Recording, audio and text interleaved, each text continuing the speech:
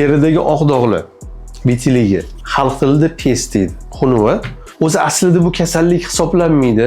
Yevropa va Amerika davlatlarida davolanmaydi. 2016-yil bizani ishxonamizga Amerikadan bitta professor keldilar. Ularga men bemorlarimni ko'rsatyapman, obxod qilyaptilar.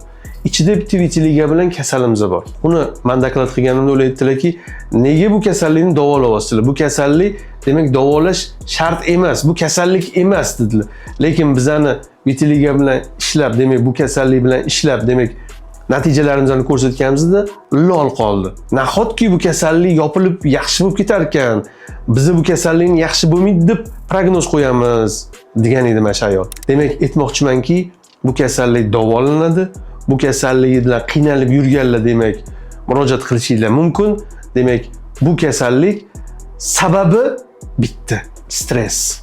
Endi yosh bolalarda uchrab qoladi. Demak, 2 yosh, 3 yosh, 4 yosh. Unda yosh bolada stress qayerdan keladi deb o'ylaysizlar? Qo'rquv ham stress. Mana shu gapimni eslab qolinglar, bolanglar kechqurun uxlayotganda yomon tush ko'ryaptimi? Vitiligo bo'lishi mumkin. Asorati, soch to'kilishi mumkin. O'sha narsalardan ehtiyot bo'lish kerak. Shuning uchun uxlayotganda bolani tinchlantirish kerak. Qo'liga ko'p telefon berish kerak emas. Pozitivniy multiklar, pozitivniy kinolar qo'yib berish kerak agar beradigan bo'lsangiz ham.